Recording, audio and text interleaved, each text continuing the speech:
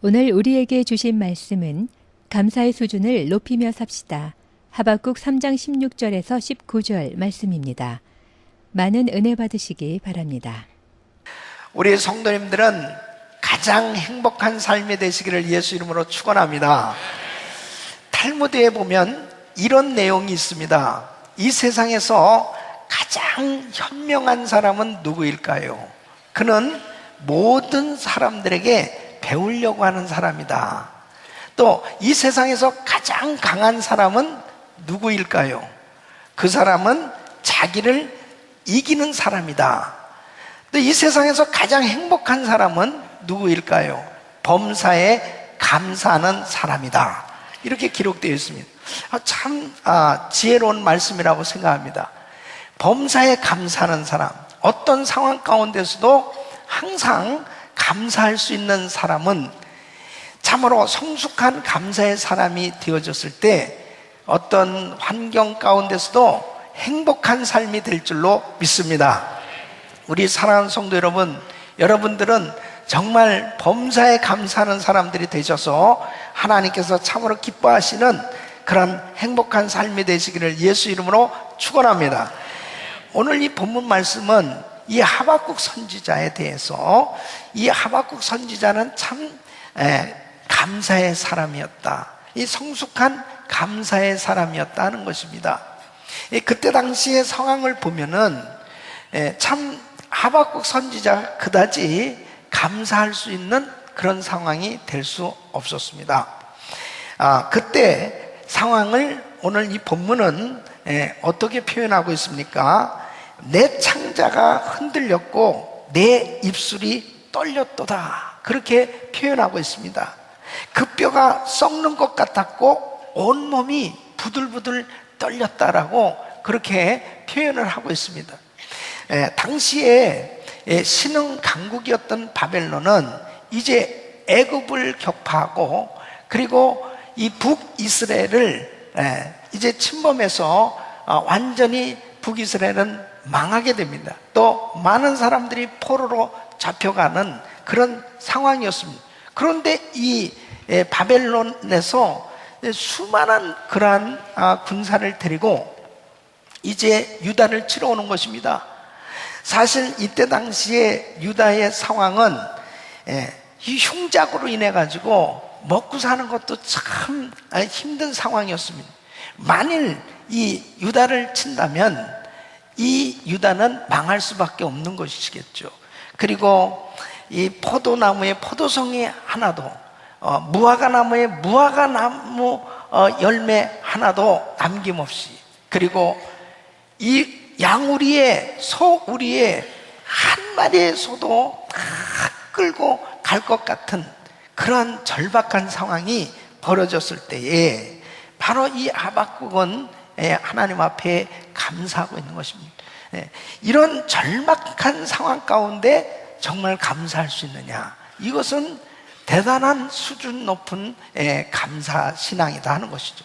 여러분, 우리가 신앙생활을 하면서 정말 내가 힘들고 어려운, 도무지 기도도 나오지 아니할 만큼 그렇게 안타까운 상황 가운데서도 하나님 앞에 감사할 수 있다면 바로 그 사람은 믿음의 사람이요, 그 믿음으로 감사를 표현하고 있는 그 사람의 인생을 하나님께서 복 주실 줄로 믿습니다.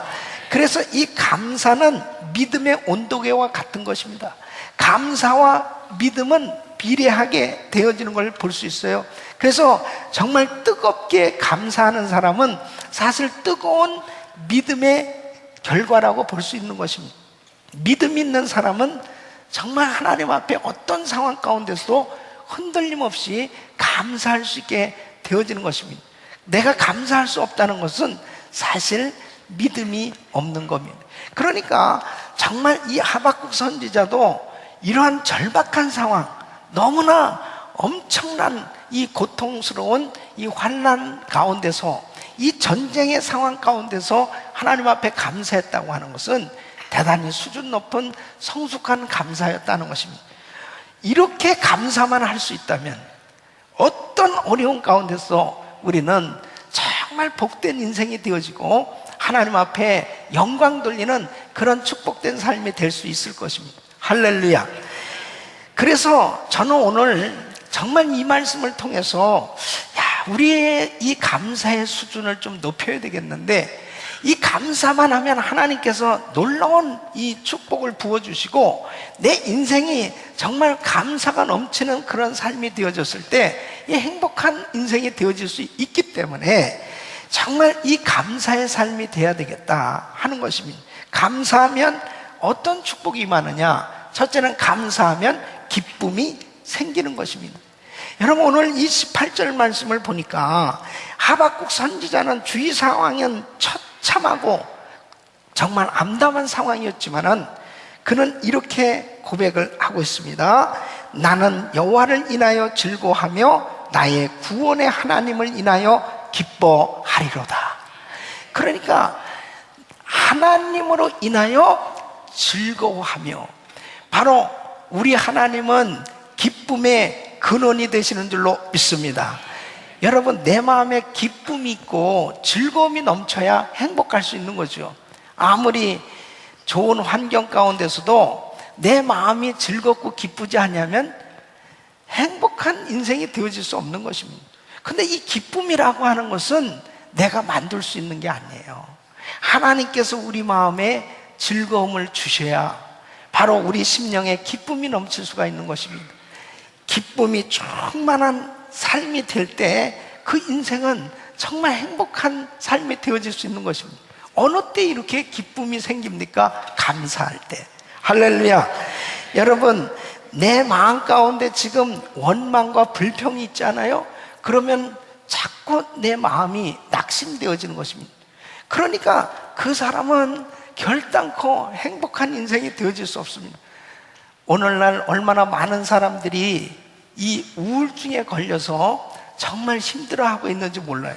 요즘 따라서 더 이 우울증 환자들이 참 많습니다. 근데 우울증은 사실 가만히 원인을 추적해 들어가 보면 원망하고 불평하는 데서 생겨지는 것입니다.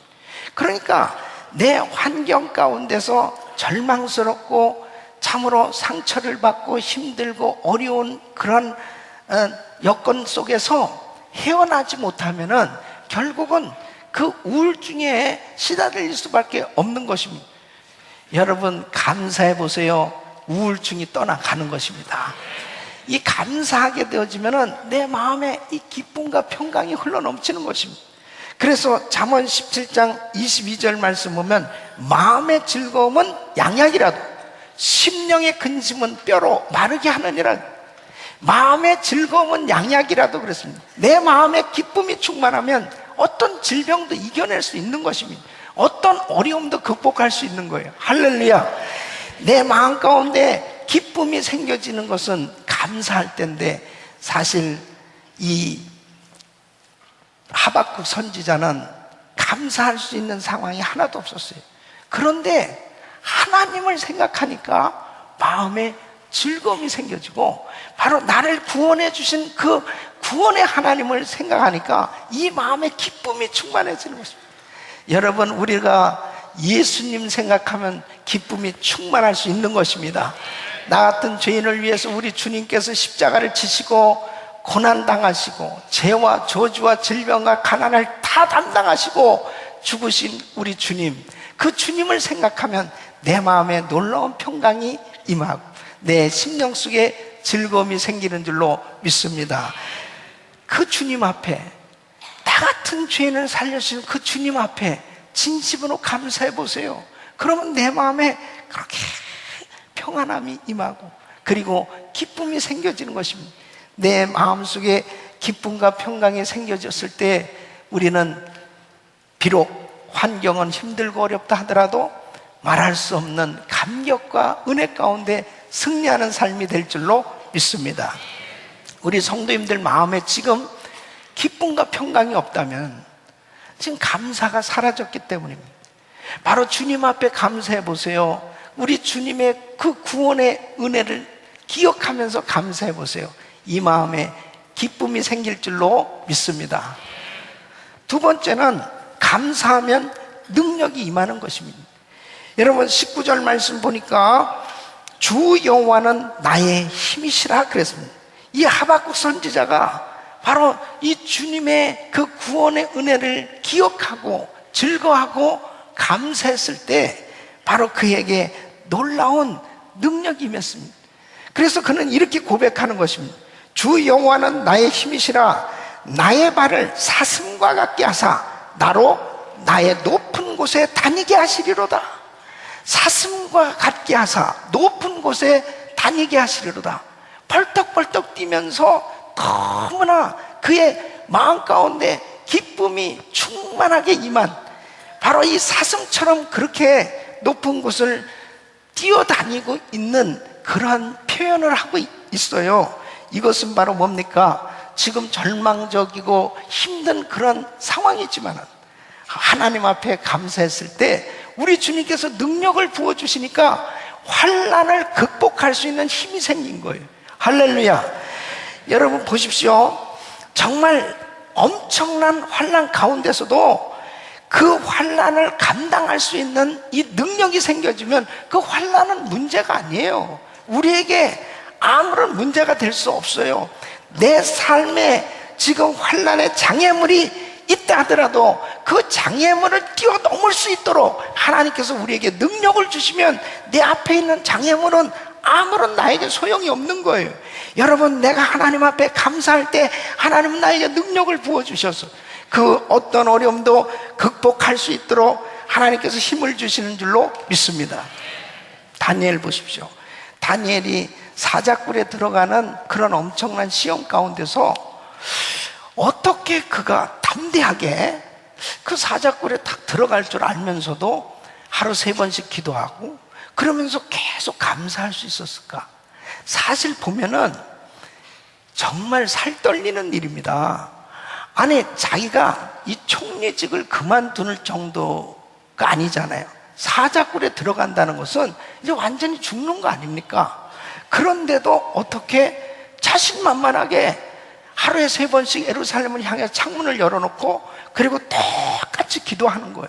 그리고 그 자기를 모함하고 이제 자기가 기도를 그렇게 하면은 사자굴에 들어가는 거 알아요.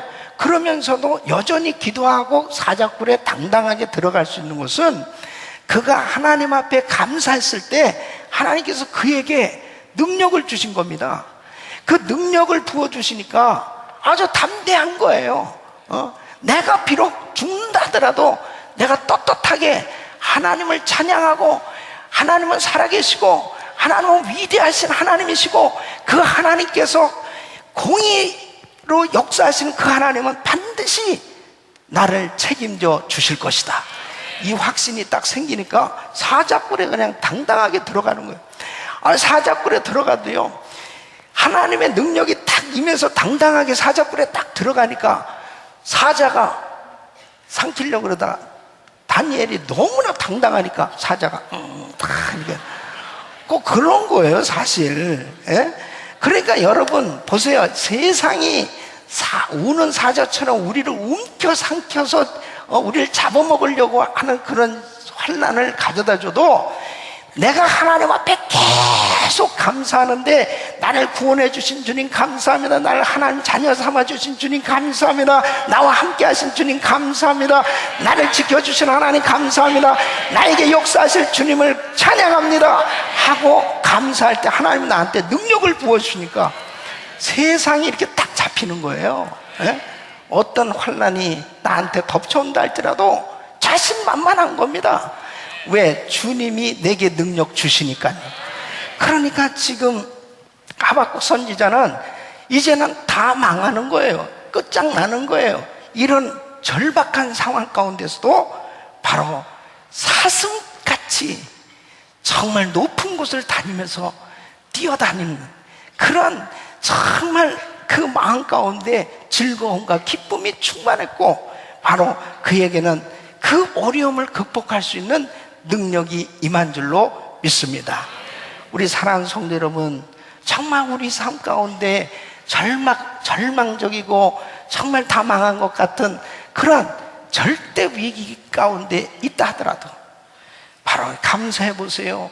끊임없이 감사할 때 하나님은 감당할 수 있도록 힘과 능력을 주실 줄로 믿습니다.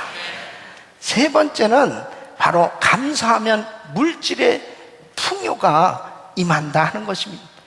여러분, 오늘 이 19절 말씀 보면 주 여호와는 나의 힘이시라 나의 발을 사슴 같게 하사 나로 나의 높은 곳에 다니게 하시리로다 그랬습니다. 나의 높은 곳, 이 높은 곳이란 인적이 드문 곳이에요. 먹을 과실이 그대로 있고 건드리지 않는 그런 풀들이 그대로 있는 그런 부유하고 풍요로운 것을 의미하는 것입니다. 바로 나의 삶 가운데 절망적이고 힘들고 어려운 환경 가운데 있다 하더라도 계속 감사할 때 하나님께서는 뜻하지 아니하도록 하나님의 그 예비하신 하나님의 축복으로 우리를 채워주시고 먹여주시고 그리고 모든 것을 회복시켜 주실 줄로 믿습니다. 보십시오. 욥은 동방의 부자였습니다. 그런데 하루아침에 모든 것을 다 잃게 되었습니다.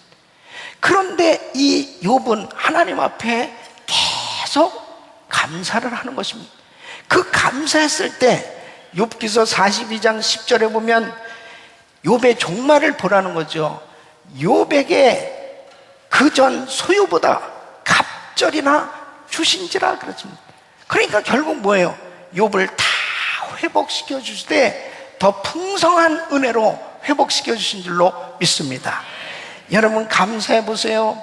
진짜 부유한 삶이 됩니다. 감사해 보세요. 정말 마음이 부유해지고요, 환경이 넉넉해지게 되어지는 걸 여러분들은 틀림없이 체험하게 될 것입니다. 사도 바울을 보십시오. 빌립보서 4장 12절 말씀 보면 그는 자족하는 비결을 배웠다고 말씀하고 있습니다. 내가 비천에 처할 줄도 알고 풍부에 처할 줄도 알아 모든 일에 배부르며 배고픔과 풍부와 궁핍에도 일체의 비결을 배웠노라. 진짜 부자예요. 사도 바울은 자기가 복음 때문에 모든 것을 다 잃어버린 것처럼 살고 있지 않습니까? 사도 바울은 감옥에 갇혀서 매를 맞기도 하고 그는 정말 복음을 전하다가 굶주릴 수밖에 없고 또 핍박을 받을 수밖에 없고 다 잃어버리고 죽은 자 같은 그런 상황에 처할 때도 있었습니다. 그러나 지금 바울이 어떻게 고백하고 있습니까?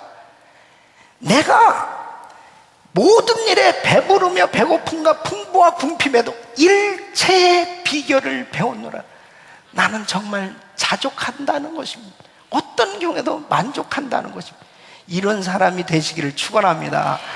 여러분, 감사하니까 사도 바울은 자기를 향해서 걱정하는 빌립보 성도들 향해서 주 안에서 기뻐하세요, 항상 기뻐하세요. 데살로니가 교인들을 향해서 범사에 감사하세요. 이는 그리스도 안에서 당신들을 향하신 하나님의 뜻입니다. 감사하세요. 끊임없이 감사하라고 그렇게 권면을 하고 있는 것입니다. 자기가 그렇게 감사하면서 사니까 자기 자신이 부족함이 없다는 거예요. 예? 여러분, 감사하는 사람은 정말 부유한 인생을 산다니까요. 내 마음이 부자가 돼야 진짜 부자지. 자기 마음이 지금 쪼그라들어 있고 불평하고 원망하는 그런 마음을 가지고 살아보십시오. 그 사람은 절대로 부유하게 살 수 없습니다. 정말 좋은 환경인데 다른 사람이 보면 야, 정말 부럽다, 너무나 저 사람은 성공했다.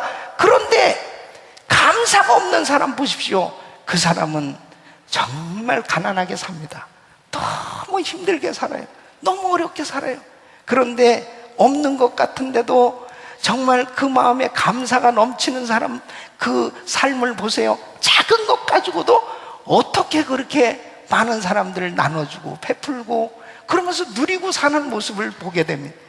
감사할 때 부유한 은혜를 받을 수 있습니다. 그러니까 우리 인생이 정말 감사한다고 하는 것은요, 이론이 아닌 것입니다. 감사하는 삶이 되보세요. 우리의 생애는 복된 삶이 될 줄로 믿습니다. 그냥 부유한 그런 삶이 되어지는 것입니다. 저는 우리 김광식 목사님을 참 존경하는데요, 우리 김 목사님을 존경하는 것 중에 한 가지가 뭐냐면 목사님은 이 물질을 학대하는 버릇이 있습니다. 그래서 물질만 있으면 꼴을 못 봅니다. 그걸 어떻게든지 선교지로 보내든지 뭐 해가지고 싹 없애버려야지 뭘 쌓아두는 그런 일을 하질 못했어요. 근데 목사님이 이제 은퇴를 하시게 됐잖아요. 은퇴를 하시면서도 저에게 은퇴를 하니 이만큼 달라 이렇게 말씀을 하신 적이 없어요. 예. 그렇게 달라고 그러시지 않았기 때문에 저는 한 푼도 안 드렸습니다. 예. 그랬는데 중요한 것은 뭐냐면 그렇게 은퇴를 하시니까 이게 고수법이에요. 그렇게 말씀을 하시니까 목사님 네 분을 평생 책임져야 되는 거예요. 할렐루야.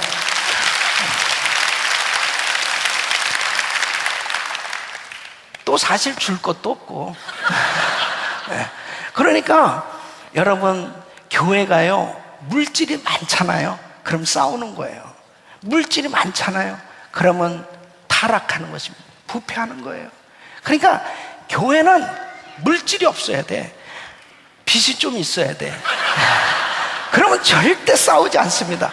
항상 하나님 앞에 주여 살려주시옵소서, 일용할 양식을 주시옵소서, 늘 하나님 앞에 겸손하게 무릎을 꿇어야 되는 거예요. 여러분 하나님께 감사해 보세요. 부유하게 살 수 있습니다. 감사해 보세요. 어떤 환경 속에도 자족할 수 있는 거예요. 이 물질을 딱 뛰어넘을 수 있는 그런 실력만 갖춰 보십시오. 그러면 이 세상에서 그 물질 때문에 타락하고 물질 때문에 망가지는 그런 인생이 되어지지 않는다는 것이죠. 사랑하는 성도 여러분, 하박국 선지자는 이런 상황 가운데서도, 절망적인 상황 가운데서도 하나님 앞에 즐거워하며 감사했을 때 하나님께서 그의 생애에 놀라운 부유함으로 축복하신 줄로 믿습니다. 자, 그렇다면 정말 하박국 선지자가 처음부터 그렇게 감사의 사람이었을까 하는 거죠. 사실 하박국 선지자는 처음에는 불평형입니다. 예. 누구랑 비슷한 불평형이에요. 근데 이 하박국서 1장, 2장을 보면은 하박국 선지자가 하나님 앞에 불평하는 모습을 봅니다. 하나님 너무하십니다. 아니 어떻게 악인이 그렇게 강성할 수 있고 악인을 그냥 두십니까? 오히려 악인이 의인을 괴롭히고, 아니 이런 상황이 벌어져도 어떻게 하나님 그냥 그대로 계시는 겁니까? 너무하십니다. 그러면서 하나님 앞에 이 불평하는 그런 원망 섞인 기도를 하는 모습을 보게 됩니다. 원래 이 하박국 선지자도 그냥 우리와 평범한, 우리와 같은 그런 평범한 그런 신앙인이었어요. 그런데 바로 하나님께서 의인은 오직 믿음으로 말미암아 살리라, 바로 너는 그런 상황 가운데서도 불평하고 원망하지 말고 믿음으로 살아라, 믿음으로 살아라, 이 말씀을 듣고 하나님의 뜻을 깨닫습니다. 180도 완전히 바뀌어져서 그때부터는 이 하박국 선지자는 원망형에서 감사형의 사람으로 바뀌어진 거예요. 사랑하는 성도 여러분, 믿음이 없이는 결단과 하나님을 기쁘시게 할 수 없고 하나님 앞에 감사하는 삶을 살지 못하는 것입니다. 근데 이 감사는 정말 이런 엄청난 하나님의 놀라운 은혜와 축복을 가져다 주는데 기쁨이 생겨지죠. 능력이 임하죠. 정말 명육간의 풍요, 이 부유함이 임해서 참 하나님 앞에 영광 돌리는 삶을 살 수 있는데, 사단은 감사하지 못하도록 계속 역사하는 겁니다. 그러니까 이스라엘 백성들이 감사할 수 있는 그 엄청난 축복을 받은 조건 가운데서도 그들이 불평하고 원망하니까 그 축복을 받아 누리지 못하지 않습니까? 다른 거 아니에요. 원망하고 불평하다가 다 망한 겁니다. 그들이 만일 감사만 계속했어 보세요. 아니 하나님 430년 동안 우리 민족이 종살이를 했는데 이렇게 구원해 주셔서 감사합니다. 홍해를 건너게 해 주셔서 감사합니다. 날마다 구름 기둥, 불 기둥으로 우리를 인도해 주셔서 감사합니다. 만나를 내려주셔서 감사합니다. 메추라기 떼를 보내주셔서 감사합니다. 반석에서 생수를 내주셔서 감사합니다. 계속 감사했더라면 이 백성들이 가나안 땅에 들어가서도 얼마나 정말 풍요하게 살았겠느냐 이거예요. 그런데 감사했다는 말이 하나도 없는 거예요. 예.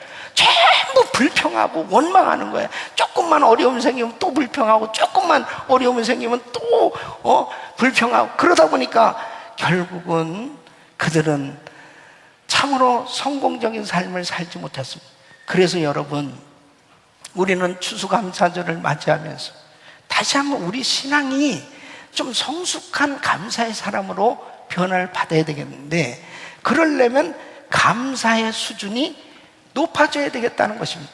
이 감사의 수준을 높여서 평범하게 그냥 좋을 때 감사하고 그 다음에 힘들으면 또 원망, 이런 신앙이 아니고 하박국 선지자처럼 이렇게 절대절명의 위기의 힘들고 어려운 상황 가운데서도 감사할 수 있을 만큼 나의 신앙의 수준을 높여서, 믿음의 수준을 높여서 이렇게 수준을 높인 감사, 성숙한 감사의 사람이 되시기를 예수 이름으로 축원합니다. 이러한 감사의 사람이 되려면 이 감사는 훈련되어야 한다 하는 것입니다. 이 훈련을 받아야 돼요. 예. 여러분, 감사는 표현되어야 감사가 되어지지, 표현되어지지 아니하는 감사는 그냥 마음에만 감사하고 있다면은 그것은 곧 안개처럼 증발해 버립니다. 내가 원래는 감사한 마음이 있죠. 그런데 감사가 표현이 안 되면 온전하게 감사의 열매를 맺지를 못합니다. 그래서 이 감사는 계속해서 훈련이 되어줘야 돼요. 이 훈련은 반복해서 얻어지는 거잖아요. 그러니까 끊임없이 하나님 앞에 계속 이 감사 훈련을 받으셔야 됩니다. 우리 사랑하는 성도 여러분, 정말 여러분은 성숙한 감사의 사람들이 되셔서 어떤 환경도 정말 극복하고 그 환경을 정복하고 그리고 하나님 부으시는 은혜로 승리하는 삶이 될 수 있기를 예수 이름으로 축원합니다. 그러면 우리가 이 감사 훈련을 받기 위해서 어떻게 해야 돼요? 첫째는 입술로 감사하자는 거예요. 입술로. 여러분, 로마서 10장 10절 말씀 보면 사람이 마음으로 믿어 의에 이르고 입으로 시인해서 구원에 이르느니라. 입술로 시인하는 것이 그렇게 중요한 것입니다. 자, 이 하박국은 어떻게 입술로 고백합니까? 우리 17절로 19절까지 같이 읽어보겠습니다. 시작. 비록 무화과 나무가 무성치 못하며 포도나무에 열매가 없고 감람나무에 소출이 없으며 밭에 식물이 없으며 우리의 양이 없으며 외양간에 소가 없을지라도 나는 여호와를 인하여 즐거워하며 나의 구원의 하나님을 인하여 기뻐하리로다. 주 여호와는 나의 힘이시라. 나의 발을 사슴과 같게 하사 나로 나의 높은 곳에 다니게 하시리로다. 할렐루야. 입술로 이렇게 고백하는 것이 중요한 것입니다.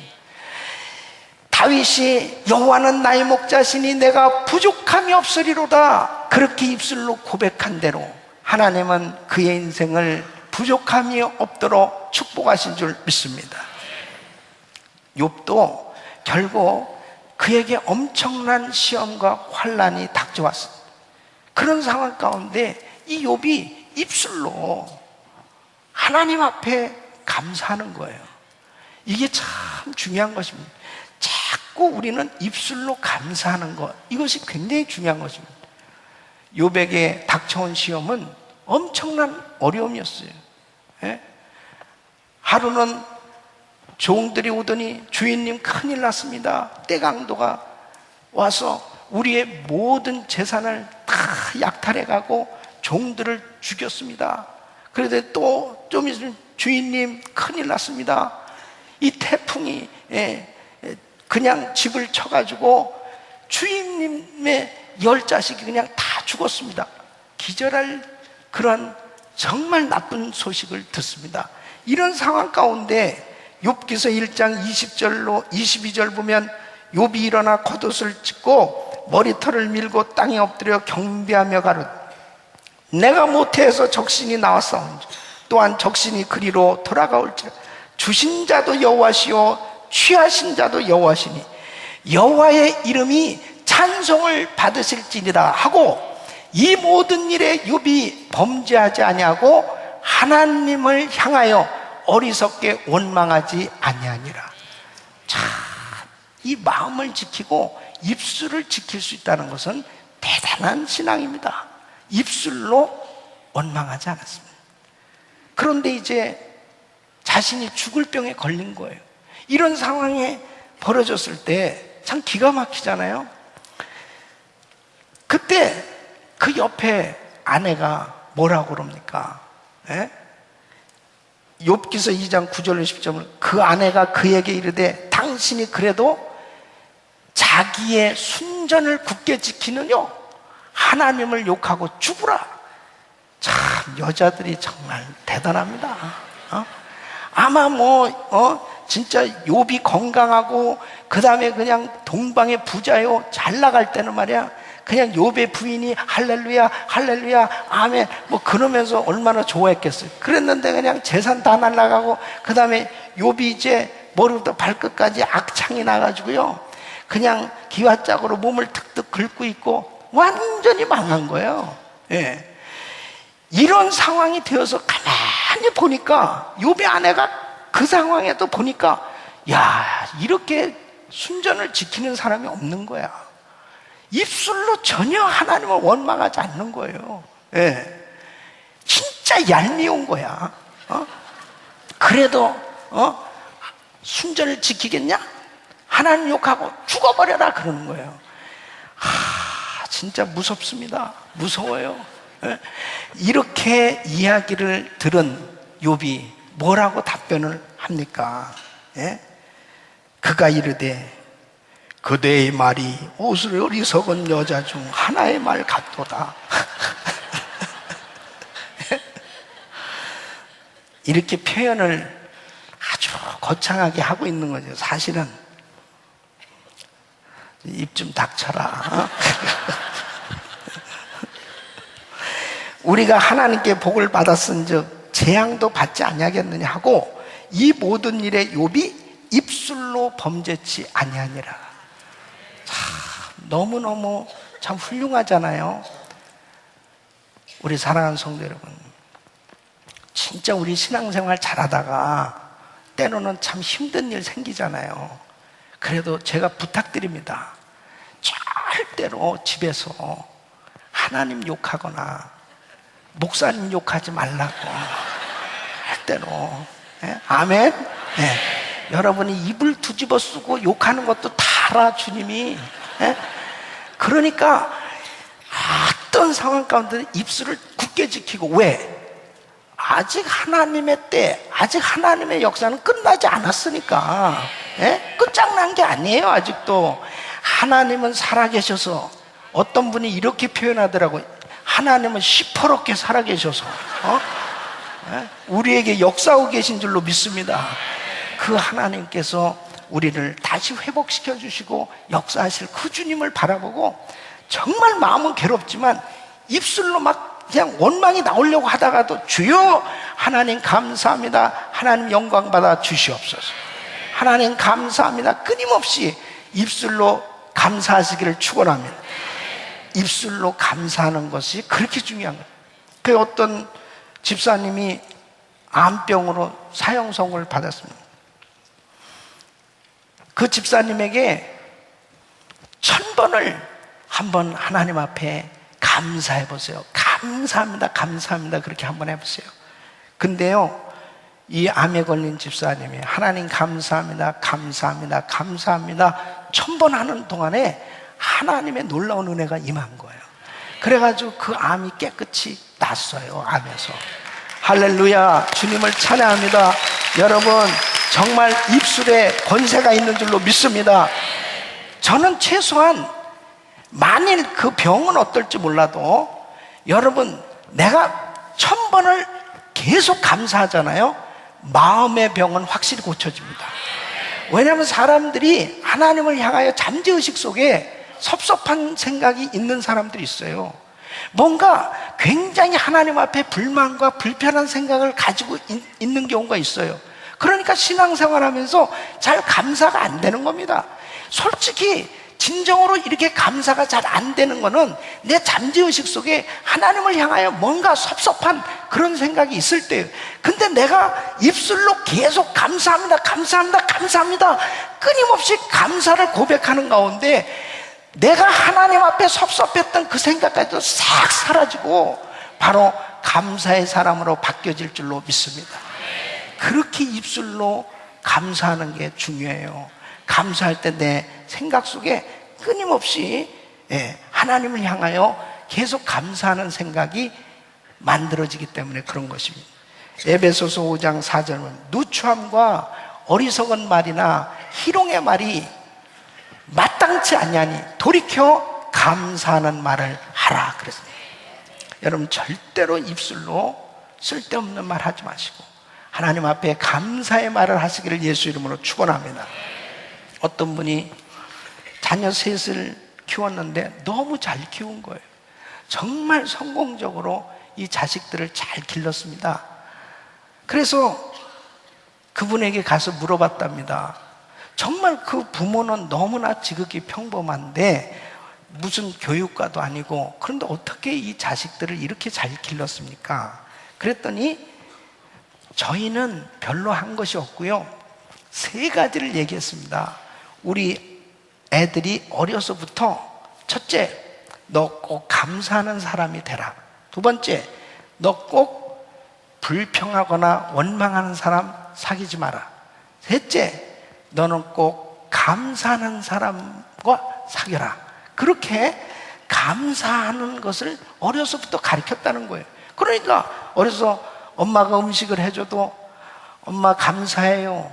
어려서부터 감사하도록 꼭 고백하도록. 그랬더니 그냥 조그만 뭘 해줘도 엄마 아빠 감사해요. 그리고 학교 가서도 선생님한테 감사하고 교회 가서도 전도사님한테 선생님들한테 감사하고 목사님한테 감사하고 이렇게 감사하도록 그렇게 그걸 습관화했더니 결국은 그가 효자가 되고 그리고 바른 인생을 사는 그런 복된 삶이 되었다는 거죠. 우리 사랑하는 성도 여러분, 다른 것이 문제가 아니에요. 하나님 우리한테 얼마나 많은 복을 주셨냐 말이에요. 그 하나님 앞에 끊임없이 내가 입술로 감사하고 찬양하고 그분 앞에 영광을 돌릴 수 있을 때 우리는 행복한 삶이 될 줄로 믿습니다. 계속 감사하세요. 끊임없이 감사를 자꾸 하시기를 바랍니다. 자, 우리 옆 사람에게 감사합니다. 인사를 감사합니다. 감사합니다. 할렐루야, 감사합니다. 저는 우리 성도님들에게 너무너무 감사한 거예요. 너무 감사해요. 왜냐하면 여러분들이 없으면 나 혼자 여기서 뭐 하는 거죠? 우리 성도님들이 있으니까 너무 감사하죠. 너무 할렐루야. 2번째는 물질로 감사하셔야 됩니다. 여러분, 사람이 귀하게 여기는 이 물질로 이 감사를 표현하는 것, 이건 참 중요한 것입니다. 하나님께서도 물질과 하나님을 겸하여 섬길 수 없다 할 만큼 사람들은 물질을 귀하게 여기는 거예요. 마태복음 6장 21절 보면 내 보물이 있는 곳에 내 마음이 있도다 그랬어요. 그러니까 우리 주님은 이 물질을 하늘에 쌓아두라, 네 보화를 하늘에 쌓아두라 그렇게 말씀하십니다. 그 이유는 그것이 축복이 되기 때문에 그렇습니다. 그러니까 주님 앞에 이 물질을 드리는 것, 이것이 바로 내가 진정으로 주님 앞에 감사를 표현하는 한 수단이요 방법이란 말이죠. 그러니까 출애굽기 34장 20절 말씀 보면 절기를 하나님이 지키도록 하시는데 절대 빈손으로 내 얼굴을 보지 말지니라 그랬습니다. 그러니까 주님 앞에 나올 때 빈손으로 나오지 말라는 거예요. 하나님 앞에 반드시 감사를 표현하라는 것입니다. 할렐루야. 어떤 경우는 우리 봉헌 기도하는 우리 집사님들이 이런 기도 하잖아요. 하나님, 드리는 자나 안 드리는 자나 다 동일하게 복을 받게 하여 주시옵소서. 예. 그것은 내가 복음입니다. 그것은 순전히 내가 그냥 기도하는 거예요. 여러분, 하나님 앞에 그 마음은 사랑의 마음으로 믿음으로 기도하는 거지만, 그거는 우리가 다 이해하지만 하나님 앞에 드리는 것, 이것은 예배의 순서란 말이에요. 아멘. 여러분, 절대 초신자나 또 불신자나 전혀 그렇게 하나님의 은혜를 모르는 분은 괜찮아요. 예. 왜? 어떻게 드려야 되는지 모르니까. 저도 제가 교회 믿음 없이 다닐 때 헌금 시간에 나는 이렇게 생각했습니다. 자, 이거는 밥값이다, 밥값. 예. 난 하나님 앞에 드린다는 생각이 없었어요. 왜? 믿음이 없으니까. 왜? 그 교회는 조그만 교회인데 어쨌든 예배 마치면 반드시 밥을 주더라고.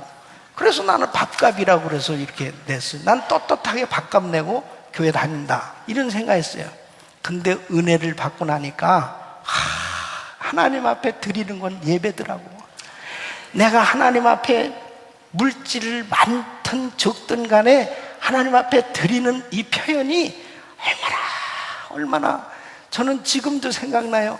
제가 처음 11조 드리던 날, 저는 그때 아르바이트 해가지고 그 조금 받은 거에 11조를 만들어가지고 이 헌금을 하는데, 헌금 바구니를 붙들고 얼마나 울었는지 모르는, 나도 11조를 하다니. 아마 헌금위원이 저분은 이상하다, 어떻게 바구니를 붙들고 우냐 그랬는데, 저는 정말 감격스러웠습니다. 지금 이 시간까지도 감격스러워요. 하나님 앞에 아무나 드립니까? 하나님의 자녀만 드릴 수 있는 줄로 믿습니다. 이것도 주님 앞에 어떻게 그 귀한 물질을, 그렇게 마리아처럼 옥합을 깨서 그 귀한 물질을 드릴 수 있겠습니까? 어떻게 그 귀한 물질을 하나님 앞에 드릴 수 있어요? 이 드리는 것도 이 훈련을 받지 않고서는 결단코 못 드립니다. 잠언 3장 9절 말씀 보면, 내 재물과 내 소산물의 처음 익은 열매로 여호와를 공경하라 그랬습니다. 왜 이렇게 말씀하시냐면, 자, 이게 이제 농사를 져서 첫 소산물을 얻게 됐어요. 그래서 이것을 따가지고 와서 하나님 앞에 드릴 때, 하나님 참 농사를 짓게 해주셔서 감사합니다. 빛을 비춰주시고 비를 내려주시고 때를 따라서 바람을 불게 해주시고 다 이렇게 해서 정말 열매를 거두게 되었습니다. 하나님 고맙습니다. 감사합니다. 농사를 져도 그 첫 소산물을 드리면서 감사하는 그 사람 마음은 행복한 줄로 믿습니다. 하나님 앞에 드려질 수 있다는 게 얼마나 행복한 건지 몰라요. 우리 인생이 우리 주님과 우리 사이에 끊임없이 감사를 표현하고 살 수 있다는 거, 이게 얼마나 감사한 일입니다. 저는 우리 자녀들에게도 꼭 그렇게 이야기를 합니다. 너희는 앞으로 이 다음에 크면 아빠가 원하는 걸 니네가 다 해줘야 된다. 그러면은 애들이 그래요. 아빠, 그런 건 우리가 알아서 하지 어떻게 아빠가 그걸 다 하라고 그렇게 이야기합니까? 니네가 안 할까봐 내가 얘기를 하는 거다. 계속 여러분 보세요. 자녀들도 부모를 공경하면 이 땅에서 잘되고 장수하는 이 복을 받습니다. 자녀들이 맨날 받기만 하고 자라가지고요, 부모한테 할 줄을 몰라. 그냥 너다 그냥 받는 걸로만 알아. 그런데 이제 부모한테도 자꾸 대접할 줄도 알아야지. 그래야지 그것이 바로 부모를 공경하는 즐거움, 이 기쁨을 누릴 수가 있죠. 그러니까 반드시 손자 손녀들도 꼭 할아버지 할머니한테 그렇게 감사를 표현할 수 있도록 또 가르쳐야 돼요. 그래서 온 집안 식구들이 이렇게 공경하고 감사하는 그런 분위기가 만들어졌을 때 그 가정이 얼마나 행복하겠냐 말이에요. 우리 하나님이 가난하셔가지고 너희들이 나한테 올 때 빈손으로 보이지 말지어다. 너희들이 첫소산물을 드려라. 이렇게 하셨겠어요? 하나님은 넘치도록 우리에게 주실 것을 다 준비해 놓으시고 하나님이 인도하신 줄로 믿습니다. 그러니까 자식들이 부모한테 하면 부모가 가만히 있겠어요? 부모는 그냥 다 주고 싶은 거예요. 그냥 다 주고 싶은 거예요. 예. 자식에게 다 주고 싶은, 그게 사랑이죠. 사랑의 관계를 만드는 거예요. 우리 하나님과의 나와의 관계도 마찬가지입니다. 우리 주님 앞에 조금 드리고도 우리는 너무나 어마어마한 복을 받고 살고 있지 않습니까? 우리 사랑하는 성도 여러분, 물질 드리는 훈련에 날마다 승리하시기를 예수 이름으로 축원합니다. 그래서 고린도 후서 9장 6절로 7절 보면 이것이 곧 적게 심는 자는 적게 거두고 많이 심는 자는 많이 거둔다 하는 말이로다. 그 마음에 정한 대로 할 것이요 인색함으로나 억지로 하지 말지니 하나님은 즐겨내는 자를 사랑하시느니라. 우리 주님 앞에 기쁨으로 마음껏 드리세요.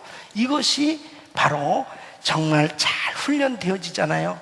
물질 시험을 극복할 수 있고 물질 때문에 타락하거나 물질 때문에 망하는 일은 절대 없는 것입니다. 할렐루야. 세 번째는 몸으로 봉사하는 그런 감사를 훈련해야 되는 것입니다. 몸으로 감사를 표현하는 것이 봉사하는 겁니다. 여러분, 봉사는 은사도 필요하지만 그 마음에 감사하는 중심이 더 중요한 것입니다. 우리 성가대가 오늘도 정말 하나님 앞에 아름답게 찬양으로 영광 돌렸는데요, 다른 사람들보다 목소리가 더 좋고 그 다음에 이런 찬양의 은사를 받았기 때문에 하나님 앞에 물론 이 성가대에 서서 찬양도 하지만 그 마음 가운데 만약 감사가 빠져보십시오. 그 마음 가운데 내가 성가대 한번 해줄까? 한번 해줘. 이런 자세로 만일 봉사를 해보십시오. 무슨 은혜가 되겠습니까? 그게 무슨 상급이 되겠습니까? 내 마음 내키면 하고 내 마음 내키지 않으면 안 하는 거예요.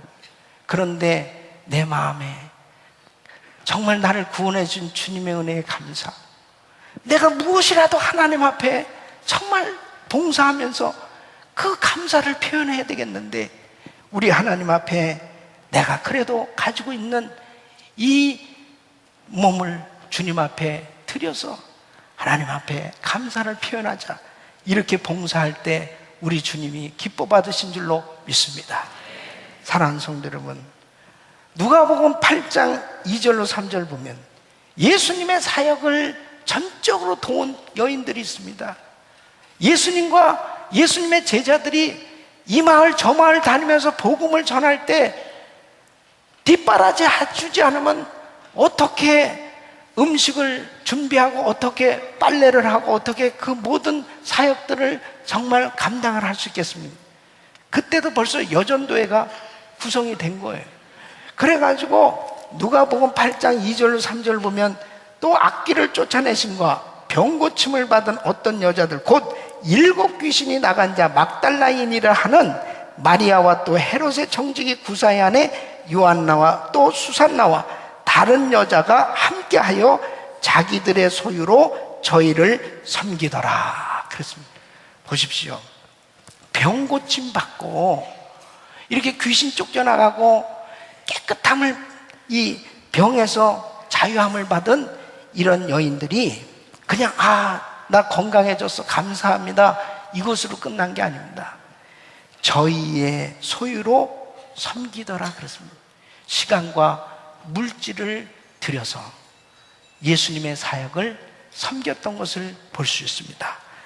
특히 육체의 질병으로 고통당하다가 주님의 은혜로 고침받으신 분들은요 더 그 몸으로 주를 섬기시기를 예수 이름으로 축원합니다.